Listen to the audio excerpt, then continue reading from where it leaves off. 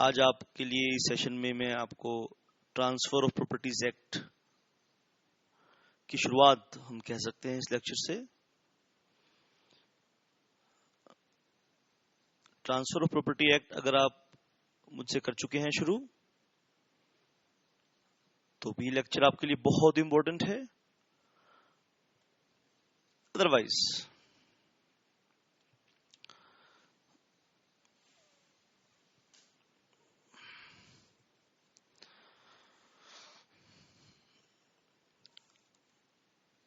और अगर आप शुरू करने जा रहे हैं तो भी ये लेक्चर आपके लिए बहुत इंपॉर्टेंट है बेटा। आइए हम इस क्लास की शुरुआत करते हैं ऊपर वाले को याद करके, ताकि वो हमारे मेहनत में बरकत लाए और हमारे अपने ऑब्जेक्टिव्स को पूरा करने में कामयाब हों। सबसे पहले ट्रांसफर ऑफ प्रॉपर्टी। तो आप ध्यान देंगे सर, क्या डिस्कस करना है सर? ट्रांसफर। और किस चीज की ट्रांसफर करनी है? Of property. Transfer of property act, ठीक है।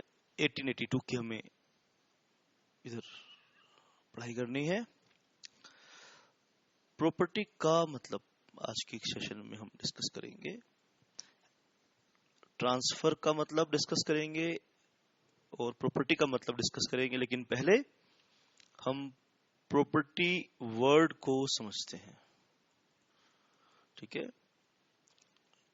इस दुनिया में दो तरह की प्रॉपर्टीज आप कह सकते हैं, मूवेबल कह सकते हैं और इमूवेबल प्रॉपर्टी आप कह सकते हैं, ठीक है बेटा। तो प्रॉपर्टीज दो तरह की है, इमूवेबल और इमूवेबल। अगर आप इसका लिटरल मीनिंग, शाब्दिक अर्थ अच्छे से सीखना चाहते हैं तो मूवेबल प्रॉपर्टी की डेफिनेशन आपको पढ़नी चाहिए section 2 subsection 7 of sales of goods act. और इमूवेबल प्रॉपर्टी के लिए थोड़ा सा हम section 3 of transfer of properties act, यहां हम पढ़ेंगे जनरल क्लोज एक्ट का थोड़ा सा रेफरेंस लेंगे। रीड विद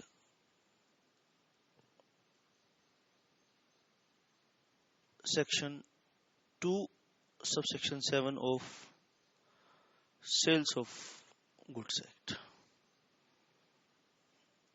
आइए इन दोनों चीजों को मिलाकर एक साथ हम पढ़ेंगे तो हमारा कंसेप्ट क्लियर होगा।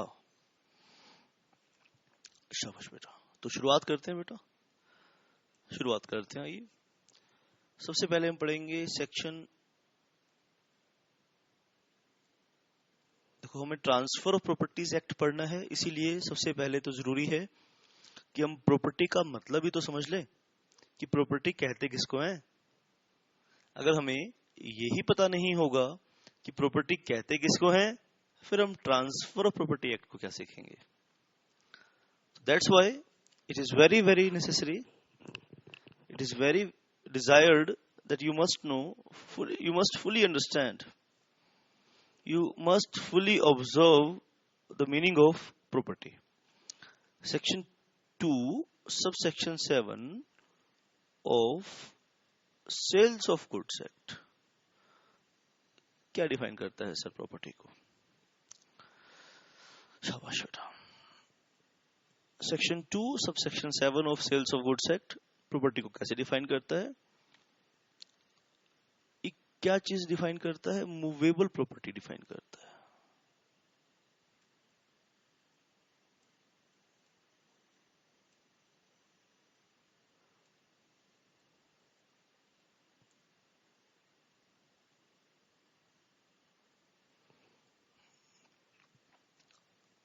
आओ इस डेफिनेशन को हम थोड़ा सा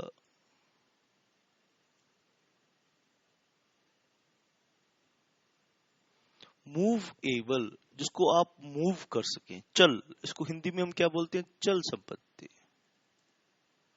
ठीक है, क्योंकि मैंने बताया प्रॉपर्टी दो ही तरह की होती है, तो आप इस चीज को ऐसे भी डिस्कस कर सकते हैं। Movable property means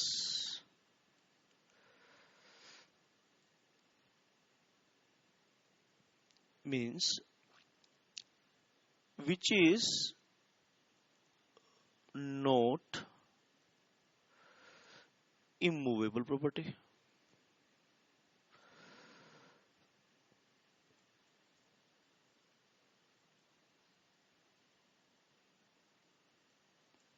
movable property क्या मतलब क्या है कि means which is not immovable property.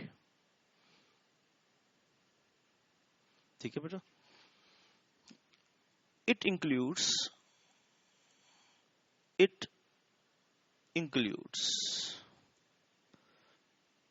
Grass, crops and standing timber।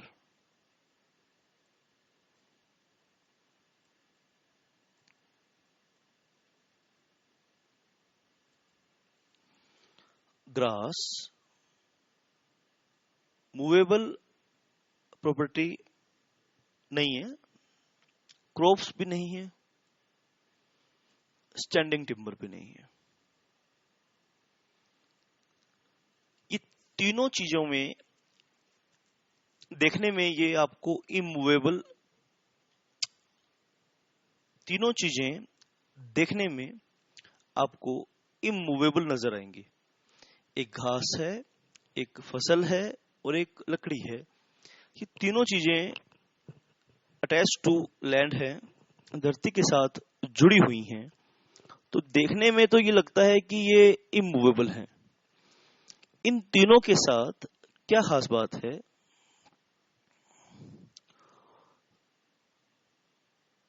these three things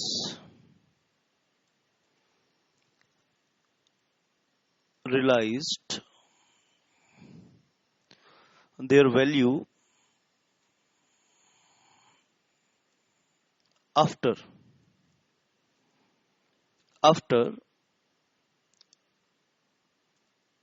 removing from land.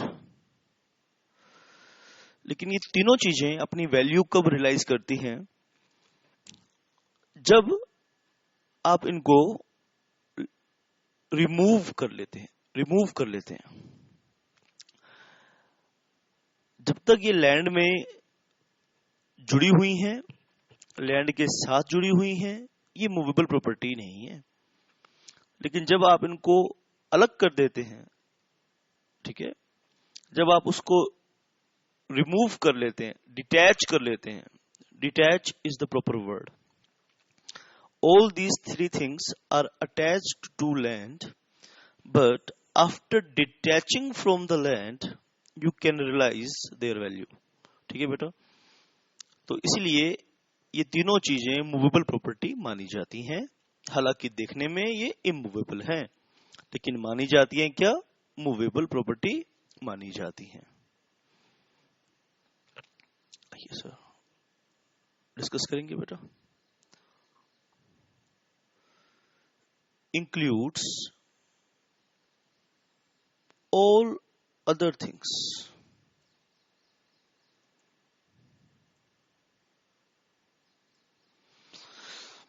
आप मेरी बात को ध्यान से देखेंगे बेटा, शाबाश।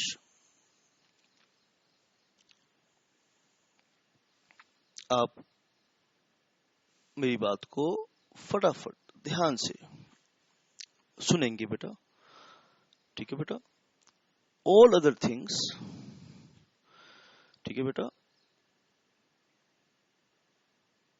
विच आर सिवरेबल,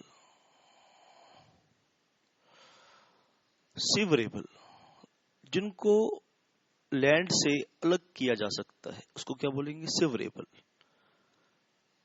लैंड से अलग कर सकते हैं उसको बोलते हैं सिवरेबल।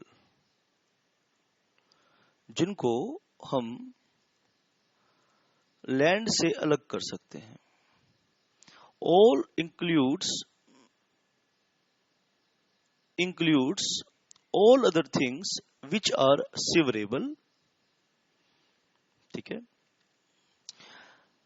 आप उसको रिमूव करें तो उसकी वैल्यू खत्म ना हो तो उसको मानेंगे मूवेबल प्रॉपर्टी। स्टूडेंट्स, आप किसी ना किसी कमरे में बैठे हुए हैं, आप अपने चारों तरफ ऑब्जर्व कीजिए कि क्या क्या चीजें नजर आ रही हैं। देखो, आपको एक सीलिंग फैन नजर आ रहा है। देखो, शाबाश, ऊपर देखो आप अपने। आपको एक सीलिंग फैन नजर आ रहा है, क्या वो इमूवेबल प्रॉपर्टी है? सीलिंग फैन को आप कब रियलाइज कर सकते हो, कब उसको मनी में कन्वर्ट कर सकते हो? जब आप उसको उतार लोगे। जो चीजें सिवरेबल हैं, कहने का मतलब यह है जो चीजें सिवरेबल हैं, जो चीजें हटाई जा सकती हैं, उन्हें हम क्या मानेंगे? मूवेबल मानेंगे। उन्हें हम इमूवेबल नहीं मानेंगे। ठीक है, शाबाश। और इसी चीज को हम फर्दर भी डिस्कस करेंगे। Includes all other things which are severable, जो हटाई जा सकती हैं, रिमूव की जा सकती हैं। Severable from land and building, तो उसको हम क्या मानेंगे? Severable. Excludes money and actionable claims।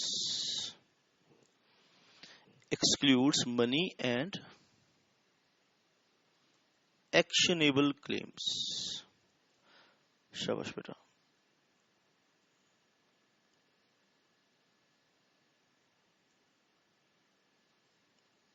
और एक चीज और ऐड कर लीजिए,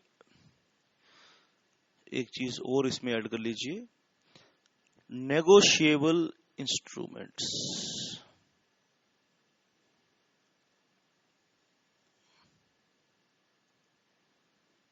नेगोशिएबल इंस्ट्रूमेंट का मतलब क्या है? जैसे चेक। चेक क्या है बेटा? नेगोशिएबल इंस्ट्रूमेंट है। प्रोमिसरी नोट भी नेगोशिएबल इंस्ट्रूमेंट है, और बिल्स ऑफ एक्सचेंज भी नेगोशिएबल इंस्ट्रूमेंट है। शाबाश बेटा।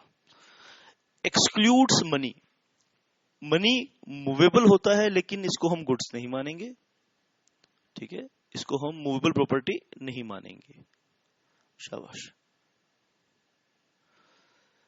मूवेबल प्रॉपर्टी बोल लो या आप बोल लो गुड्स, एक ही बात है। Goods means every kind of movable property. Section जो 2 subsection 7 of sales of goods act है, इट डिफाइंस एक्चुअली गुड्स। तो गुड्स मीन्स मूवेबल प्रॉपर्टी। आप ध्यान से मेरी बात को सीखिए। Excludes money and actionable claims. पैसा हालांकि मूवेबल है, तो हमने क्या माना, हमने क्या सीखा? सेल्स ऑफ गुड्स एक्ट की डेफिनेशन में क्या सीखा हमने? बोलते हैं गुड्स क्या है? गुड्स मीन्स मूवेबल प्रॉपर्टी, और movable property means which is not immovable. जो प्रॉपर्टी एचल है, जो प्रॉपर्टी एचल नहीं है वो मूवेबल है। जो प्रॉपर्टी मूव कर सकती है वो मूवेबल है। तो it includes grass, crops, standing timber. इनको हम क्या मानते हैं? मूवेबल मानते हैं, क्योंकि ये इनका वैल्यू आप इनको काट कर ही रियलाइज कर सकते हैं बेटा। शाबाश बेटा। Includes all other things which are severable from land and building. जो चीजें बिल्डिंग से अलग हो सकती हैं वो क्या है? जैसे ट्यूबलाइट है, अलग हो सकती है। बल्ब है, अलग हो सकता है। पंखा है, अलग हो सकता है। पर्दे हैं, अलग हो सकता है। जो चीजें अलग हो सकती हैं वो मूवेबल प्रॉपर्टी हैं। अलग होने के बाद उनकी वैल्यू खत्म ना हो, ये चीज आपने देखना है, उनका यूसेज एज इट इज रहे। अगर आप किसी दरवाजे को अलग कर दो तो क्या अलग हो जाएगा? बिल्कुल अलग हो जाएगा। लेकिन क्या उसका यूसेज वही रहेगा जो पहले था? तो उसके लिए हमें एग्जैक्ट डायमेंशन का फ्रेम चाहिए। तो वो डोर है, वो रिमूव करने के बाद अपनी पूरी वैल्यू खो देगा या अपनी सब्सटेंशियल वैल्यू खो देगा। जो चीज अलग होने के बाद अपनी सब्सटेंशियल वैल्यू को खो दे उसे हम इमूवेबल प्रॉपर्टी मानेंगे। जो चीज मूवेबल प्रॉपर्टी के साथ इमूवेबल प्रॉपर्टी के साथ इस तरह से कसी हुई है कि हम उसको अलग करना चाहें, शायद अलग तो कर लें, मेहनत से, हिम्मत से, जोर लगा के अलग कर लें, लेकिन अलग करने के बाद उसकी वैल्यू अगर खत्म हो जाए या उसकी वैल्यू अगर स्क्रैप हो जाए, ठीक है, तो उसे हम क्या मानेंगे? इमूवेबल प्रॉपर्टी मानेंगे, उसे हम मूवेबल प्रॉपर्टी नहीं मानेंगे। तो एक बारी दोबारा से मेरी इस बात को समझ लीजिए। कोई भी चीज अगर लैंड या बिल्डिंग से जुड़ी है, या तो वो सिवरेबल होगी या नॉट सिवरेबल होगी। अगर वो सिवरेबल है, अगर वो अलग हो सकती है, तो आपने सेकंड क्वेश्चन ये पूछना है कि अलग होने के बाद उसकी यूसेज में कमी आ रही है कि नहीं आ रही है। कमी अगर आ रही है तो वो इमूवेबल प्रॉपर्टी है, और कमी अगर नहीं आ रही तो वो मूवेबल प्रॉपर्टी है। It's so simple, it's very simple. इसके बाद एक्सक्लूड्स मनी। मनी को हम मूवेबल प्रॉपर्टी नहीं मानते, गुड्स नहीं मानते। एक्शनेबल क्लेम, जैसे अनसिक्योर्ड डेब्ट है, एक्शनेबल क्लेम्स मींस अनसिक्योर्ड डेब्ट, उसको हम मूवेबल प्रॉपर्टी नहीं मानते। और नेगोशिएबल इंस्ट्रूमेंट को भी हम मूवेबल प्रॉपर्टी की डेफिनेशन से अलग रखते हैं, गुड्स की डेफिनेशन से अलग रखते हैं। शाबाश बेटा।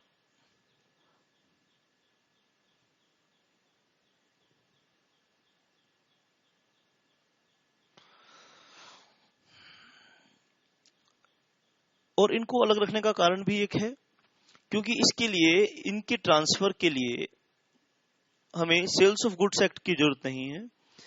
इनकी ट्रांसफर के लिए नेगोशिएबल इंस्ट्रूमेंट एक्ट है, इसलिए इनको हम गुड्स की डेफिनेशन में नहीं डाल रहे। सेल्स ऑफ गुड्स एक्ट की रिक्वायरमेंट इनके लिए नहीं है, इसीलिए हम इनको गुड्स की डेफिनेशन में भी नहीं डाल रहे। हालांकि देखने में ये मूवेबल हैं, लेकिन हम इन्हें अभी मूवेबल प्रॉपर्टी की डेफिनेशन में नहीं मानते, इनको अलग रखते हैं। नेक्स्ट है includes. Shares and stock of company. Company के जो शेयर्स हैं, जो स्टॉक हैं, उनको हम प्रॉपर्टी मानते हैं, उनको हम मूवेबल प्रॉपर्टी मानते हैं। शाबाश बेटा। मनी के लिए एक बात और मैं आपको बताना चाहता हूं। शाबाश, आप ध्यान से मेरी बात को सुनिए। मनी के लिए एक बात और मुझे याद आ रही है। मनी यहां दो तरह की होती है। एक तो है लीगल टेंडर,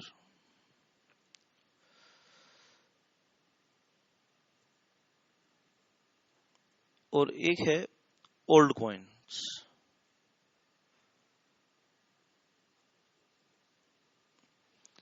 लीगल टेंडर का मतलब है कि जो करेंसी, जो कॉइन्स भी हो सकते हैं ये, और नोट्स भी हो सकते हैं। जो कॉइन्स अभी प्रचलित हैं, जो कॉइन्स अभी, जिस कॉइन्स के बदले में आप कुछ खरीद सकते हो, जिसको लोग एक्सेप्ट करते हैं, तो उसे बोलते हैं लीगल टेंडर। तो ओल्ड कॉइन्स मनी नहीं होता, मनी मीन्स लीगल टेंडर। ठीक है।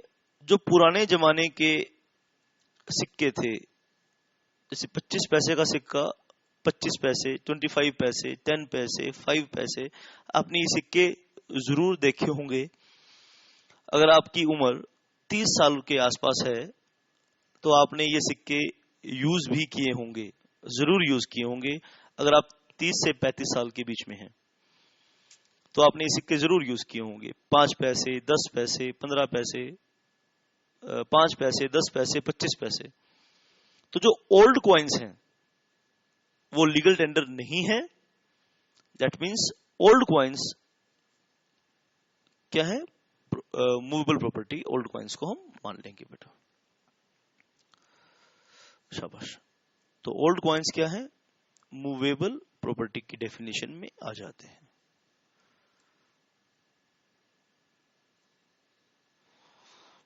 तो बहुत अच्छे से आपने पढ़नी है डेफिनेशन, शाबाश बेटा। आइए, सबसे पहले हम क्या देख रहे हैं? सबसे पहले हमें देखनी है ट्रांसफर ऑफ प्रॉपर्टी एक्ट 1882 हम देख रहे हैं। तो सबसे पहले तो हमें प्रॉपर्टी का ही मतलब अच्छे से डिस्कस करना है कि प्रॉपर्टी का मतलब क्या है। प्रॉपर्टी दो तरह की होती है सर, मूवेबल प्रॉपर्टी होती है, इमूवेबल प्रॉपर्टी होती है। मूवेबल प्रॉपर्टी समझने के लिए हमें section 2 subsection 7 of sales of goods act पढ़ना है, और इमूवेबल प्रॉपर्टी सीखने के लिए हमें section 3 transfer of properties act पढ़ना है। और इसके साथ जनरल क्लोज एक्ट का भी हम रेफरेंस लेंगे, और साथ में section 2 section 7 of sales of goods act भी पढ़ेंगे। तो जाके हमें समझ में आएगा कि मूवेबल प्रॉपर्टी क्या होती है और इमूवेबल प्रॉपर्टी क्या होती है। फिर हम ट्रांसफर ऑफ प्रॉपर्टीज एक्ट की एक स्टार्ट कर सकते हैं, एक शुरुआत अच्छे से कर सकते हैं। Section 2 subsection 7 of sales of goods act हमें ध्यान से पढ़ना है, ठीक है। Section 2 subsection 7 of sales of goods act हमें ध्यान से पढ़ना है। ये क्या डिफाइन करता है बेटा? ये गुड्स डिफाइन करता है। गुड्स का मतलब क्या है? मूवेबल प्रॉपर्टी है, ठीक है। Movable property means which is not immovable property, क्योंकि प्रॉपर्टी दो ही तरह की होती है, मूवेबल एंड इमूवेबल प्रॉपर्टी। और मूवेबल प्रॉपर्टी का मतलब है जो इमूवेबल प्रॉपर्टी नहीं है। तीन चीजें इसमें इंक्लूड करेंगे। Number 1 grass, number 2 crops, number 3 standing timber. Standing timber मतलब पेड़, वृक्ष, ट्री। अब ट्री दो तरह के होते हैं। ट्री को आप इस तरह से समझिए बेटा, ट्री को दो तरीके के होते हैं बेटा। पेड़ दो तरीके के होते हैं। एक वो पेड़ जिनका आप फल यूज करते हैं, और एक वो पेड़ जिसकी आप लकड़ी यूज करते हैं। जिस पेड़ का आप फल यूज करते हैं, ठीक है बेटा, वो उस पेड़ को हम इमूवेबल प्रॉपर्टी मानते हैं। ये ध्यान देना बेटा, बहुत ध्यान देना। अगर आम के वृक्ष को आम के वृक्ष का आप सिर्फ फल तोड़ते हैं, तो जो आम का पेड़ है वो क्या है? इमूवेबल प्रॉपर्टी है। और अगर उस आम के पेड़ को आप लकड़ी की तरह बेच रहे हैं, सेल कर रहे हैं, तो आपने वो क्या बेचा है जी? शाबाश। अगर आप एक बाग में, इस चीज को मैं प्रैक्टिकली जो पॉसिबल चीज है उसके पॉइंट ऑफ व्यू से बता रहा हूं। अगर मान लीजिए मेरा एक बाग है, आम का बाग, और उस आम के बाग से मैं आपको फल तोड़ने का लाइसेंस दे रहा हूं, ठीक है। आम के बाग में से फल तोड़ने का लाइसेंस मैं आपको दे रहा हूं, आम तोड़ने का लाइसेंस दे रहा हूं। तो ये क्या है जी? ये ट्रांजैक्शन कौन सी है? इमूवेबल प्रॉपर्टी की ट्रांजैक्शन है ये। इसको हम ट्रांसफर ऑफ प्रॉपर्टीज एक्ट में पढ़ेंगे। बोलो बात समझ में आ रही कि नहीं आ रही? अगर मैं आपको आम काट कर बेच रहा हूं, आम की लकड़ी बेच रहा हूं, आम की लकड़ी भी बिकती है, आम का फल भी मार्केट में बिकता है। अगर मैं आम की लकड़ी आपको बेच रहा हूं तो ये सेल्स ऑफ गुड्स एक्ट की, ये ट्रांजैक्शन को हम सेल्स ऑफ गुड्स एक्ट के अंदर पढ़ेंगे। तो तीन चीजें इसमें इंक्लूड करते हैं। ग्रास को इंक्लूड करते हैं, क्रॉप्स को इंक्लूड करते हैं, और स्टैंडिंग टिम्बर को इंक्लूड करते हैं। These three things are realized, यानी इनको आप रियलाइज कर सकते हो, ठीक है बेटा। आप इनकी वैल्यू को प्राप्त कैसे कर सकते हो? रियलाइज देयर वैल्यू का मतलब है आप इनकी कीमत को वसूल कैसे कर सकते हो? आप इनकी कीमत को तब वसूल कर सकते हो जब आप इसको रिमूव कर लें, रिमूव फ्रॉम लैंड। जब आप इसको लैंड से रिमूव कर लें तो आप इसकी वैल्यू को रियलाइज कर सकते हो। Includes all other things, includes all other things which are सेवरेबल।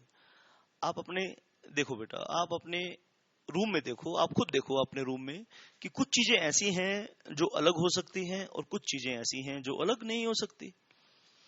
कुछ चीजें ऐसी हैं अगर आप उसको अलग करने की कोशिश करोगे, जैसे आपकी दीवार है, आपकी वॉल है, वो किस चीज से बनी है? आपकी वॉल बनी है ब्रिक्स से। क्या आपकी ईंटें अलग हो सकती हैं? नहीं हो सकती ईंटें अलग। देखो कोशिश करो, दूध पीते हो तो दूध पीते हो कि नहीं पीते? दूध पिया करो भाई। पढ़ने वाले बच्चे दूध नहीं पिएंगे तो उनकी बुद्धि अच्छे से काम नहीं करती, तो दूध जरूर पीना चाहिए इंसान को। तो अगर आप दूध पीते हैं तो जरा मुक्का मार के दिखाओ दीवार में। नहीं मार रहे मुक्का? डर लग रहा है?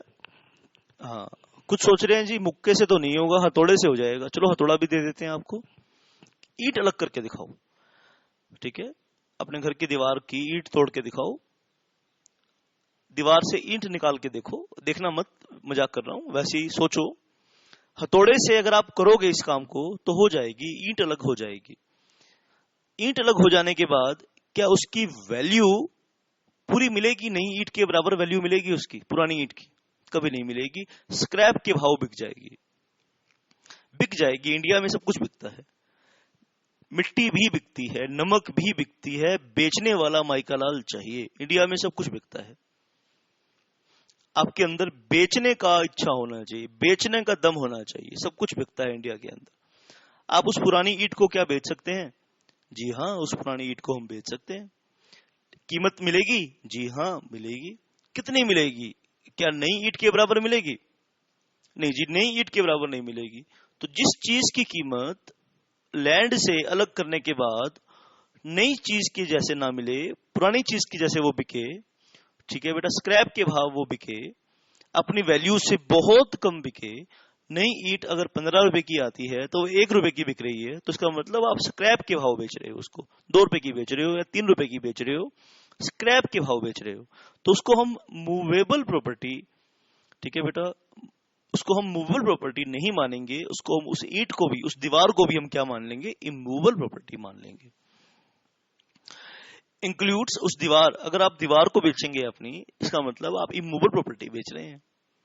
आप घर बेचते हैं, 4 दीवारें तो बेचते हैं आप। क्या बेचते हैं आप? अपना मकान आप बेचते हैं, अपना मकान आप लीज पे देते हैं, अपना मकान आप मॉर्गेज करते हैं।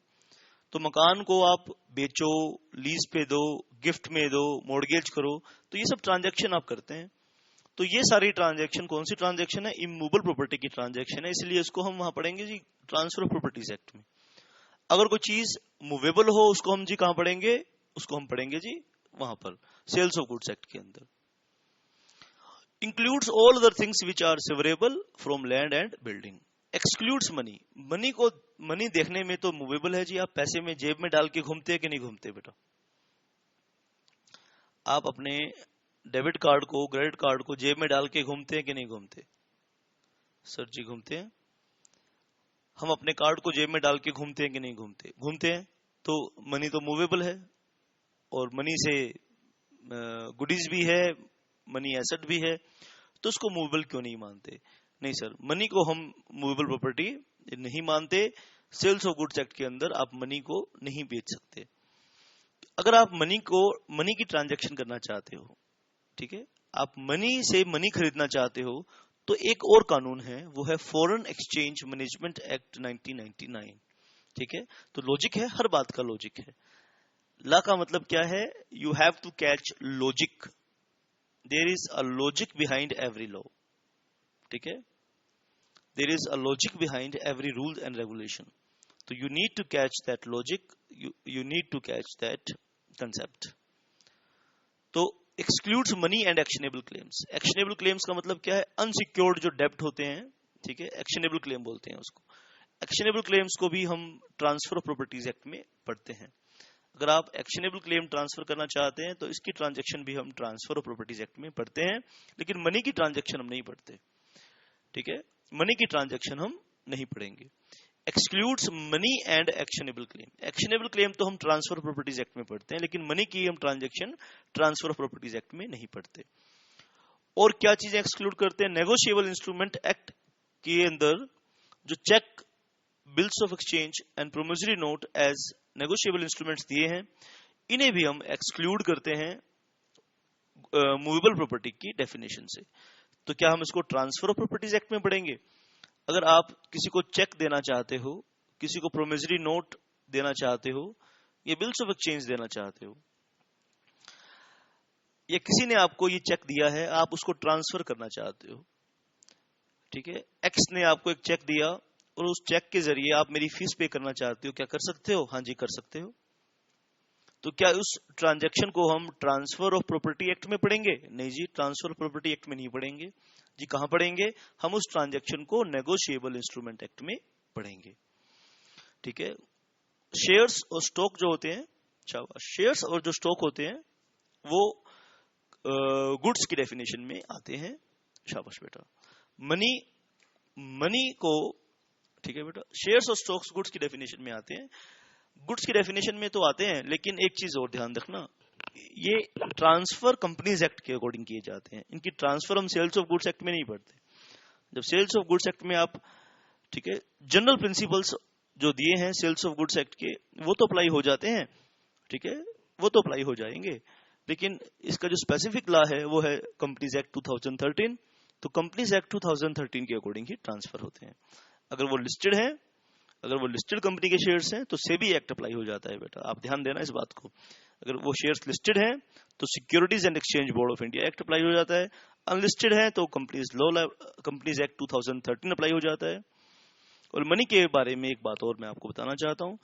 मनी दो तरह की होती है, एक लीगल टेंडर। लीगल टेंडर में दो चीजें आती हैं, कॉइन्स एंड नोट्स, तो इसको हम मनी मानते हैं। अगर जो मनी है वो गुड्स नहीं है, मूवेबल प्रॉपर्टी नहीं है। ओल्ड कॉइन्स को हम मूवेबल प्रॉपर्टी मानते हैं। यानी ओल्ड कॉइन्स की आप ट्रांजैक्शन करना चाहते हैं, ओल्ड कॉइन्स की, ध्यान से सुन लीजिए, आपके इंटरव्यू में, आपके एग्जाम में क्वेश्चन ये आ सकता है। ओल्ड कॉइन्स को हम सेल्स ऑफ गुड्स एक्ट के अंदर पढ़ते हैं। आप ट्रांसफर करेंगे ओल्ड कॉइन्स को तो उसकी ट्रांजैक्शन को हम सेल्स ऑफ गुड्स एक्ट के अंदर उस ट्रांजैक्शन को हम स्टडी करेंगे। That's it for this session. आज की सेशन के लिए इतना ही है बेटा। नेक्स्ट सेशन में, आज की सेशन में हमने ध्यान दिया आपको प्रॉपर्टी की डेफिनेशन हमें करनी है। तो प्रॉपर्टी दो तरह की होती है जी, मूवेबल एंड इमूवेबल। तो आज के इस सेशन में हमने मूवेबल प्रॉपर्टी को देखा है और अगले हम सेशन में इमूवेबल प्रॉपर्टी के बारे में पढ़ेंगे बेटा। That's it for this session. आप में से जो बच्चे ट्रांसफर ऑफ प्रॉपर्टी एक्ट को एडवांस लेवल पे कर रहे हैं, वो भी आपकी क्लासेस भी बेटा डेली आपको मिलेंगी। कुछ बच्चों के साथ मैं मॉर्गेज डिस्कस कर रहा हूं, तो मॉर्गेज भी आपने पढ़ना है और पढ़ते रहें बेटा। मॉर्गेज की लेक्चर्स आपको मिलते रहेंगे। और जिन बच्चों के साथ ट्रांसफर ऑफ प्रॉपर्टीज एक्ट जिन्होंने शुरू से नहीं किया, वो इस क्लास को अच्छे से देखेंगे बेटा। Thanks a lot. That's it for this session.